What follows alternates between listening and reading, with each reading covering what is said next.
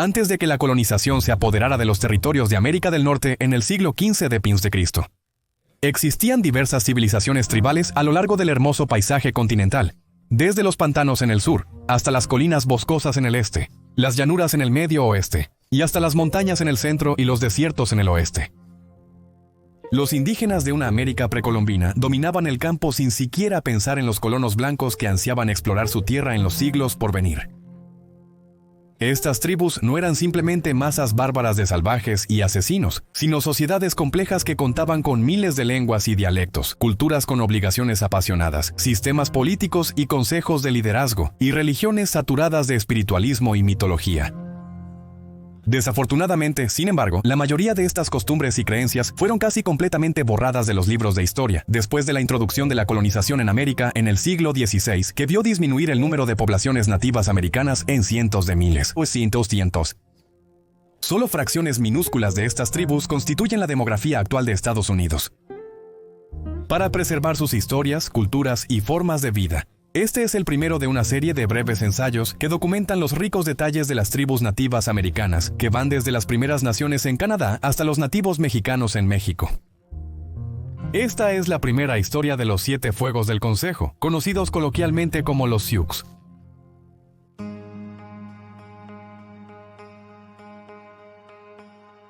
Con raíces en América que datan del 100 al 400 d.C., los Sioux fueron y aún son una de las naciones indígenas americanas más grandes de toda la historia. Los miembros de los Sioux se llaman a sí mismos la Gran Nación Sioux, traducido al inglés como los 7 fuegos del Consejo. Los fuegos representan a las 7 Oyate, traducido a naciones o pueblos. Actualmente, estas naciones incluyen a los Teton o Lakota, un colectivo de 4 tribus llamado Santí o Dakota del Este, y el colectivo de 2 tribus llamado Yankton o Dakota del Oeste. La mayoría de los académicos no nativos de la actualidad se refieren a estas naciones simplemente como los Lakota o Dakota. Todo depende de los intrincados cambios de dialecto entre tribus específicas. Estos idiomas se llaman Siouan-Catawba y fueron hablados por varias tribus que van desde las Carolinas de la actualidad hasta el oeste de Canadá.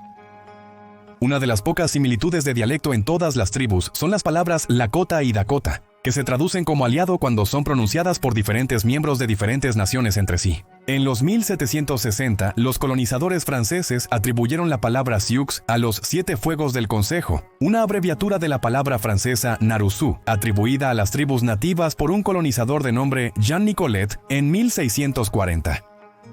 La palabra es una combinación de la palabra Ojibwe para pequeña serpiente, Naruesi, y un sufijo incorrectamente usado por los colonizadores franceses, bu.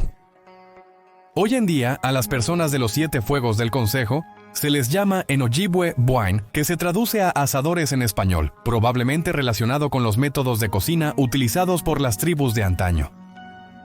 Algunas naciones modernas han cambiado legalmente sus nombres coloniales a tradicionales, mientras que otras han rechazado por completo el uso de nombres derivados de las lenguas romances. Los 7 fuegos del Consejo de varias tribus muestran una combinación singular de lazos familiares, conexión natural y espiritualidad terrenal y cósmica en las estructuras sociales tradicionales. Muchas aldeas celebraban círculos de campamento, ceremonias que promovían el parentesco y la comunidad, donde los miembros se consideraban una gran familia extendida compuesta por familias inmediatas más pequeñas. Tampoco había 2 círculos de campamento iguales, y todas las ceremonias eran guiadas por un líder designado elegido por un consejo lleno de ancianos estadistas de la tribu. Sin embargo, la vitalidad del parentesco trascendía los círculos de campamento y la dinámica familiar. La tribu requería un parentesco adecuado para todos sus miembros, desde la infancia hasta la vejez. Esto incluía ser un buen pariente, amigo y líder. También incluía a todos los seres vivos y partes del mundo natural de la tierra. Poner algo antes que el parentesco, como las riquezas materiales o la gloria personal, sería ir en contra de los valores más fuertes que cada tribu mantenía. Estos ideales se mantuvieron incluso en otras épocas de colonización. Los miembros de los 7 fuegos del Consejo no se oponían al comercio con los colonos blancos sin motivo. Tenían un profundo requisito espiritual de formar un vínculo con todos sus socios comerciales, incluyendo a sus invasores. Algunos colonos tempranos se alinearon con las costumbres indígenas, fomentando vínculos especiales con miembros de la tribu y siendo adoptados en la banda como forasteros. Estos casos eran escasos, ya que la mayoría de los colonos eran demasiado tercos o impacientes para formar lazos con cualquier nativo americano, sin importar la tribu, y atribuyeron erróneamente las costumbres al ego, el orgullo y el narcisismo. También había un sistema de religiones estrechamente entrelazado dentro de los 7 fuegos del Consejo. La creencia predominante era que el cosmos y todo en él fue creado por un ser llamado el Gran Espíritu o el Gran Misterio. Cuando se traduce al inglés, el símbolo de estas creencias toma la forma de un aro sagrado. Como las traducciones al inglés lo llaman también círculos de medicina y otros varios dialectos indígenas, la imagen está destinada a invocar la sensación de unidad en todo el universo, todo unido por el Gran Espíritu. Esto incluía el concepto de todas las cosas, los árboles y las laderas hasta los lagos y los lechos de los ríos hasta las aves y varias criaturas que se arrastran por el planeta, todos eran iguales en espíritu pero aún por debajo del estatus del Gran Misterio.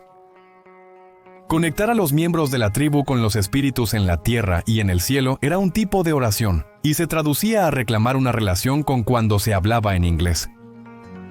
En las naciones Lakota, una profeta llamada Mujer Bisonte Blanco, fue enviada a la Tierra para actuar como mediadora entre el Gran Espíritu y la raza humana.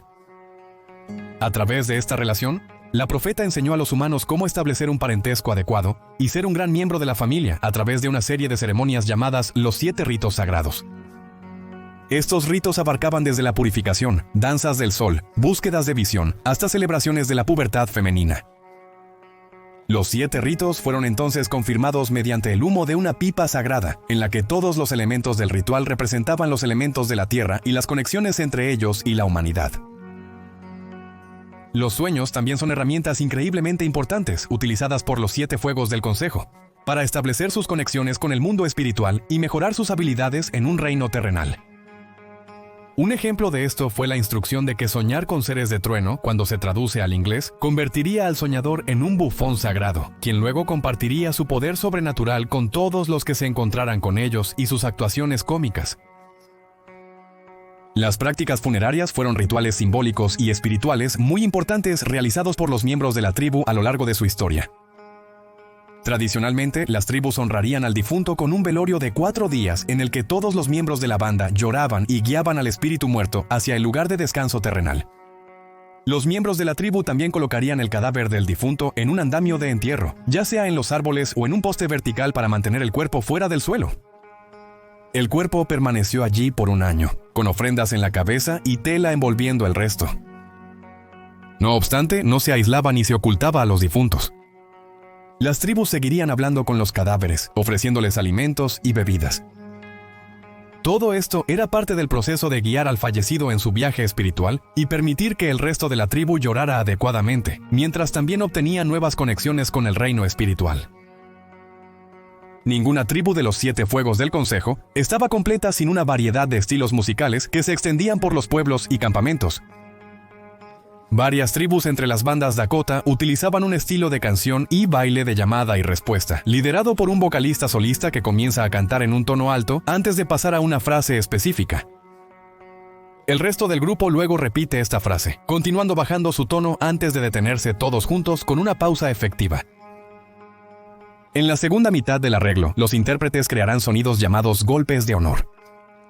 Los golpes de honor usualmente consistían en 4 golpes constantes, simbolizando los sonidos de baja frecuencia de la guerra, el conflicto inminente y luego el sonido del fuego de cañón después de que la colonización de América por los europeos trajo la guerra basada en artillería. Las tribus Dakota también usaban percusión en sus rituales de canto y danza. Estas bandas practican especialmente la sincopación, que es el golpeo rítmico de tambores u otras superficies para formar una canción completa. Esto podría ser tamborileo fuera de tiempo, sincronizado o una combinación de ambos. Algunas bandas dentro de la misma tribu participarían en músicos competitivos, con canciones que evolucionaron de ruffles sin patrón a un ritmo rápido y con patrón. En todos los eventos tribales Dakota, nada comenzaba hasta que se entonara la canción de la bandera de Dakota. Esta costumbre no incluye baile, pero es un pilar de los powwows y celebraciones de los guerreros en cada tribu.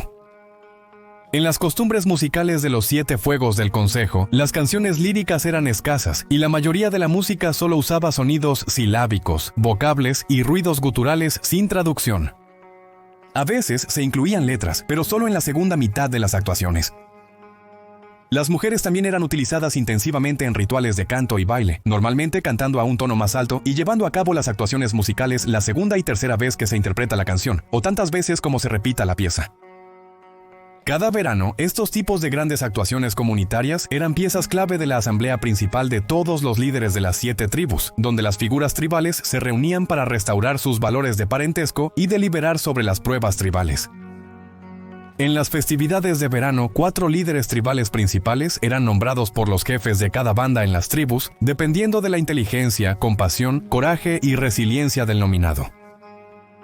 Este era el mayor honor otorgado a los 7 fuegos del consejo, y solo se elegía a uno si el resto del liderazgo creía que este miembro podía continuar con todas las tradiciones de la tribu y mantener sus vidas cotidianas deseadas.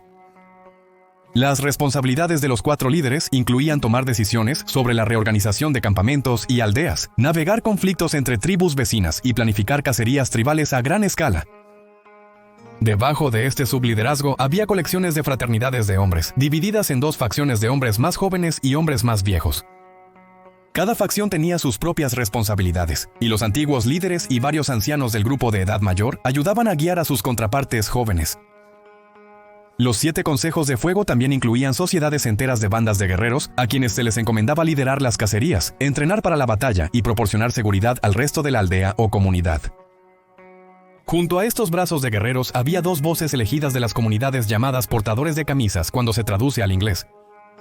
Los portadores de camisas eran comunicadores y mediadores encargados de resolver disputas, tanto dentro de las bandas tribales como con partes extranjeras, como los colonizadores en el siglo XVI. La mayoría de los portadores de camisas eran hombres que debían mostrar cualidades de liderazgo y descender de una línea de sangre de antiguos líderes. Debajo de los portadores de camisas estaban los portadores de pipas. Los portadores de pipas eran esenciales en los rituales ceremoniales de las tribus, guiando las conversaciones de paz y asegurando que todos los involucrados tuvieran lo necesario. Los portadores de pipas asistían a los líderes en la selección de campamentos y movimientos de aldeas, así como en la vigilancia de las bandas de guerreros durante las cacerías de búfalos. Sin embargo, los hombres no eran los únicos con responsabilidades. Aunque había roles de género definidos en las 7 fogatas del consejo, como en muchas culturas orientales tradicionales, las mujeres no hacían tareas domésticas.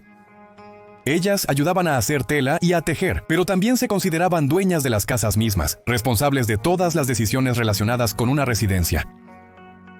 No se limitaba a los hombres y mujeres en cuanto a preferencias sexuales o relaciones íntimas. El género se consideraba una identidad fluida, y los miembros de la tribu asignados como hombres al nacer a veces asumían los deberes de aquellos asignados como mujeres, y viceversa, sin juicios ni desprecios por parte de los ancianos u otros miembros. En general, los 7 fuegos del consejo se veían a sí mismos como una pieza única pero fundamental para el ecosistema del planeta, al mismo tiempo que comprendían que el vínculo que formamos con cada uno y con todos los demás seres vivos en la Tierra es vital para una vida plena y adecuada.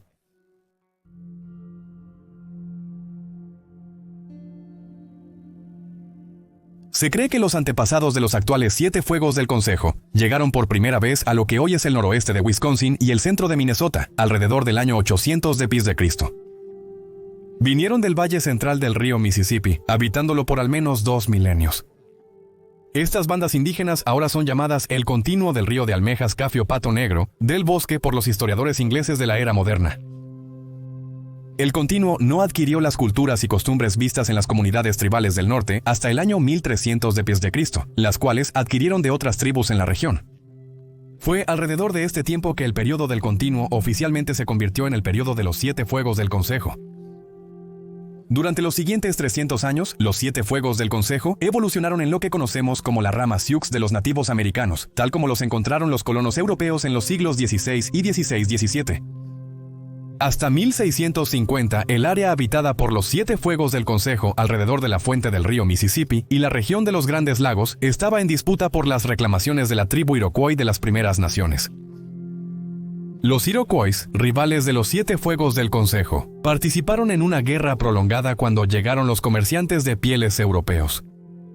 Por lo tanto, para 1659, las tribus Dakota se trasladaron al oeste a Wisconsin y Minnesota, y para 1700 casi todos los miembros de la tribu llamaban a esta región su hogar. Mientras tanto, las tribus Lakota comenzaron a mover sus aldeas hacia el oeste en las grandes llanuras, y la mayoría de los 7 fuegos del consejo terminaron con ellos. Sin embargo, con la expansión hacia el oeste de los indígenas, también vino la expansión hacia el oeste de los colonos y pioneros, que actualmente colonizan América. Estos colonos blancos se mezclaron con las tribus de los Siete Fuegos del Consejo en los territorios del este y medio oeste del norte, introduciendo los caballos en el siglo XVIII. A pesar de las adquisiciones de caballos y el nuevo enfoque de transporte, las tribus Dakota en la actual Wisconsin y Minnesota no pudieron mantener sus fronteras orientales debido al constante avance de los Iroquois y otros competidores intertribales. Los Siete Fuegos del Consejo también comenzaron a lidiar con brotes masivos de viruela y malaria debido a la llegada de los colonos y vieron sus números deteriorarse en más del 30% para 1805, y las tribus aún ocupaban las regiones de los Grandes Lagos. Alrededor del mismo tiempo, las tribus Dakota sobrevivientes al norte y las tribus Lakota al este comenzaron a comerciar pieles con los franceses. Estas prácticas se remontan al siglo XVII, cuando los Iroquois primero empujaron a los Siete Fuegos del Consejo hacia el oeste. Aunque las relaciones entre los Lakota, Dakota y franceses fueron mayormente dóciles, siempre que los colonizadores comprendieran la importancia del parentesco, su historia comercial no estuvo libre de conflictos. Los Siete Fuegos del Consejo tuvieron conflictos con tribus rivales en los alrededores de sus territorios, quienes vieron la participación francesa con los Sioux como una invasión a su paz. Estas tribus incluían a los Ojibwe, los Cree y los Meskwaki.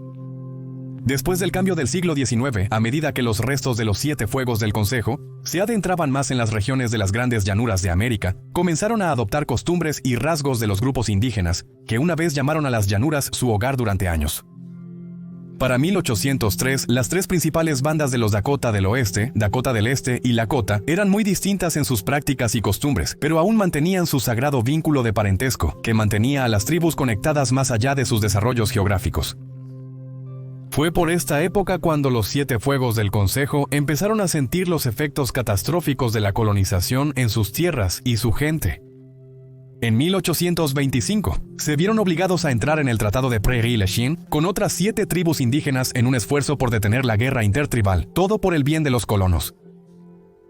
Luego, 5 años después, se vieron obligados a entrar en otro tratado del mismo nombre en 1830, en el que los Lakota tuvieron que ceder sus tierras cerca del río Des Moines al gobierno de los Estados Unidos. En 1849, con el nacimiento del territorio de Minnesota, más tierras Sioux fueron tomadas a la fuerza por los estadounidenses después de que las tribus firmaron contratos vendiendo 21 millones de acres por $1.6 millones, aunque los acuerdos les aseguraban millones de dólares. Sin embargo, en un giro poco sorprendente, casi el 80% de este dinero fue retenido por el gobierno estadounidense y se robaron más tierras sin el debido aviso. Para 1858, se creó la primera reserva de los Siete Fuegos del Consejo en el condado de Charles Mix de la actual Dakota del Sur. La reserva consta de menos de solo 37,000 acres, pero fue el evento que llevó a varios líderes tribales de los Siete Fuegos del Consejo a hablar en contra de los colonizadores y afirmar el deseo de defender su patria y contraatacar. La lucha inició en 1862 con la Guerra Dakota, causada por tribus hambrientas cuya caza nómada fue frustrada por los colonos blancos. Los colonizadores querían que las tribus cazaran más como los europeos y se asentaran como agricultores, pero los Siete Fuegos del Consejo lo vieron como una amenaza a su estilo de vida y se opusieron. El conflicto duró hasta el 26 de diciembre de 1862, cuando 38 miembros de la tribu Dakota fueron linchados en Mankato, bajo el disfraz del gobierno de los Estados Unidos, y los miembros restantes de la tribu fueron expulsados de Minnesota para siempre. Las bandas Dakota restantes se dividieron hacia las reservas que surgían en las regiones de Dakota del Norte, Dakota del Sur, regiones de las Grandes Llanuras, o se trasladaron al oeste con una rama Lakota migrada. Los Lakota ya habían firmado un acuerdo de tierras con el gobierno de los Estados Unidos en 1851, con el Tratado de Fort Laramie. El contrato fue entre 9 tribus indígenas diferentes que acordaron detener el conflicto intertribal y permitir el paso seguro de los colonos blancos, quienes en ese momento interactuaban con las rutas de caravanas y migraban a Oregón. Sin embargo, ese tratado se rompió tan rápido como se acordó. Los Lakota participaron en escaramuzas con los Crow y con la afluencia de colonos indisciplinados a finales de 1850 debido a la fiebre del oro de Pikes Peak en Colorado, haciendo intolerables los asuntos indígenas para sus nuevos vecinos.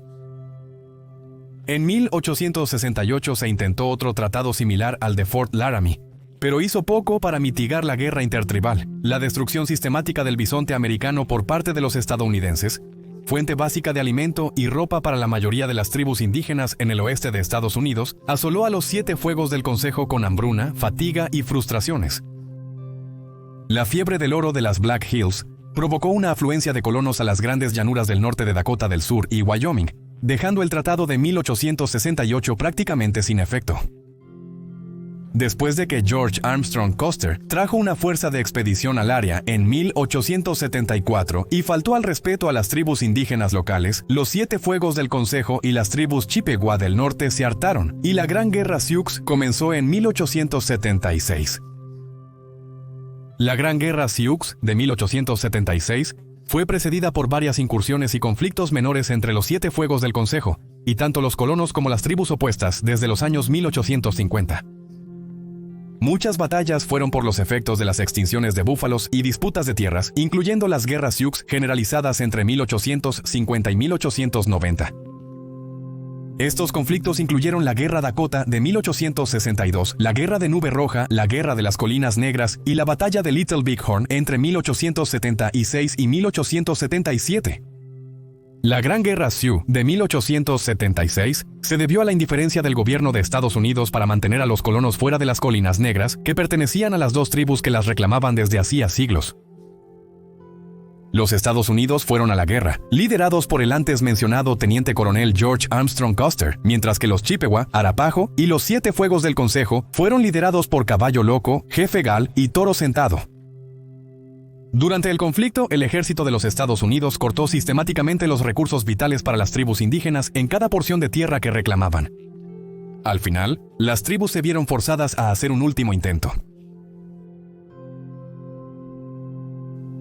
El conflicto final de la serie de guerras de 40 años se conoce coloquialmente como la Masacre de Rodilla Herida, el 29 de diciembre de 1890. El nombre se deriva del cercano arroyo de Rodilla Herida en la reserva nativa americana Lakota Pine Ridge, donde casi 150 hombres, mujeres y niños de una tribu Lakota fueron cruelmente masacrados por el ejército de los Estados Unidos. Otros 150 miembros de la tribu Lakota escaparon de la terrible situación y huyeron al campo. Sin embargo, siendo el inicio del invierno, la mayoría, si no todos, de los miembros que huyeron murieron de hipotermia y otros elementos naturales debido a la tormenta de nieve. La masacre en Wounded Knee fue un momento clave en la historia de los 7 fuegos del Consejo. A partir de este punto, todas las tribus estuvieron sujetas a la asimilación de los nativos americanos en los Estados Unidos colonizados. La era de la asimilación se caracterizó por la creación de reservas y escuelas internas para que los miembros de las tribus aún pudieran reclamar su derecho a la tierra natal. Sin embargo, como se ve en todas las historias de todas las tribus de las primeras naciones e indígenas americanos, estas reservas estaban marcadas con condiciones inhumanas y las escuelas internas eran simplemente vehículos de deconstrucción cultural y espiritual. Los niños fueron forzados a adaptarse a los principios cristianos y las tradiciones europeas, que se convirtieron en tradiciones americanas a medida que el país fue colonizado y las naciones tribales del continente fueron sometidas a una soberanía parcial o nula. Los métodos de asimilación persistieron hasta los años 80, cuando surgieron esfuerzos de autodeterminación entre los miembros restantes de la comunidad, considerados parte de los 7 fuegos del Consejo. En tiempos modernos, los 7 fuegos del Consejo se han centrado en reclamar la soberanía en sus tierras. En 1980 se les otorgaron $100 millones en reparaciones por el robo de las Colinas Negras en la década de 1870. Sin embargo, la tribu ha rechazado desde entonces, ya que no hay comparación monetaria para el hogar de sus antepasados. Actualmente, el acuerdo vale más de $1,000 millones en reparaciones, sin ninguna expectativa de que alguna vez se cobren. También está el problema actual del oleoducto de acceso a Dakota. En 2016, un grupo de 7 miembros de Council Fires protestó con éxito la perforación del oleoducto Bakken de los campos de petróleo Bakken, que se encuentran en la reserva Sioux de Standing Rock.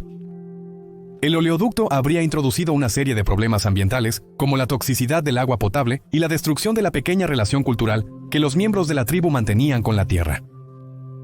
Hasta el día de hoy, el oleoducto sigue en construcción a pesar de estas protestas y la solidaridad escrita de otros 87 líderes tribales que también rechazan la premisa del proyecto. En total, la población total de los 7 consejos de fuego se sitúa en solo 170,000, según el censo de 2010. Solo una fracción de los números que las tribus vieron hace más de 200 años. Poblaciones significativas residen actualmente tanto en Dakota del Norte y del Sur, Minnesota, Nebraska, Montana, Wisconsin, Illinois y Wyoming, así como en las provincias de Manitoba y Saskatchewan en Canadá. Es fácil pensar en los Sioux y solo atribuirles los conflictos a lo largo de la frontera americana durante el apogeo del salvaje oeste a mediados y finales del siglo XIX, pero es importante recordar que sus historias y culturas se remontan a siglos antes. En cambio, piensa en los 7 fuegos del Consejo como una red de comunidades estrechamente unidas entre sí y al mundo natural que las rodea a través de un enfoque dedicado al parentesco. Piénsalos como ambientalistas dedicando sus vidas a mejorar la relación de la humanidad con la Tierra. Piénsalos como expertos cazadores de búfalos y ágiles guerreros.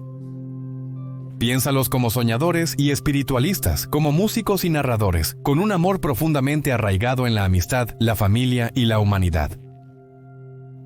Esta es la historia de los 7 fuegos del Consejo.